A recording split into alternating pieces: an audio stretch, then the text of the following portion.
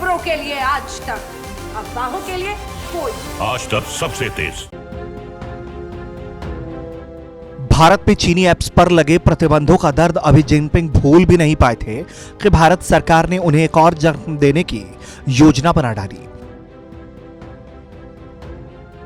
अब भारत सरकार ने दूरसंचार लाइसेंस के नियमों में संशोधन किया है, जिसका असर सीधे तौर पर जेटी और हुआवे जैसी चीनी टेलीकॉम इंफ्रा कंपनियों के भारत में कारोबार पर पड़ने वाला है। यानी कि अब 15 जून से भारत के टेलीकॉम ऑपरेटर्स भरोसेमंद सोर्स से ही टेलीकॉम उपकरणों को खरीद पाएंगे और इन भरोसेमंद सोर्स को संबंधित प्राधिकरणों द्वारा मंजूरी प्राप्त होगी। और इसके साथ ही अगर कोई कंपनी भारतीय कंपनी को टेलीकॉम उपकरण बेचना चाहती है तो एनसीएससी से उसे मंजूरी लेनी पड़ेगी। भारत सरकार के इस फैसले का असर कुछ दूसरी कंपनियों के अलावा सीधे तौर पर चीनी कंपनियों पर होगा, जिसमें जेटी कॉर्पोरेशन और हुआवे जैसी कंपनियां शामिल हैं। और इन कंपनियों का भारत में कारोबार काफी बड़ा है, लेकिन अब इन कंपनियों को एनसीएससी से मंजूरी लेनी पड़ेगी जब इन्हें कोई भी उपकरण भारतीय कंपनियों को बेचना होगा। ऐसा करके सरकार ये सुनिश्चित करना चाहती है कि ये खरीद और बिक्री किसी भरोसेमंद सोर्स के जरिए हो।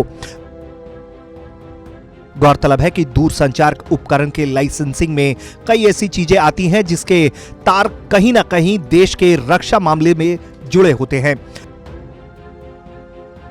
और ऐसे में सरकार नहीं चाहती कि देश की गोपनीयता पर किसी तरह का खतरा आए।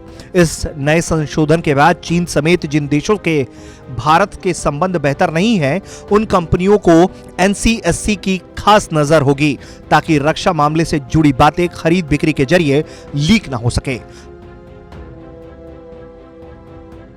दरअसल इस विशेष अधिकार के जरिए एनसीएससी को चीन और अन्य ऐसे देशों से उत्पाद की खरीद पर नियंत्रण रखने में मदद मिलेगी जिनसे भारत के संबंध अच्छे नहीं हैं।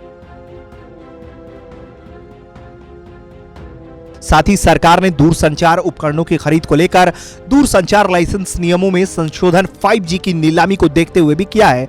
दूरसंचार उपकरण दूरसंचार संपर्क और आंकड़ों के ट्रांसफर के लिहाज से महत्वपूर्ण भूमिका निभाते हैं, जिनका सीधा संबंध देश की सुरक्षा से भी है। भारत सरकार का यह फैसला कहीं ना कहीं कारोबार के क्षेत्र में चीनी बाजार धराशायी करने की अहम भूमिका निभाएगा। हालांकि चीन के खिलाफ लिए जा रहे हर फैसले के लिए खुद चीनी सरकार और उसकी गलत नीतियां ही जिम्मेदार हैं। ब्यूरो रिपोर्ट, भारत तक।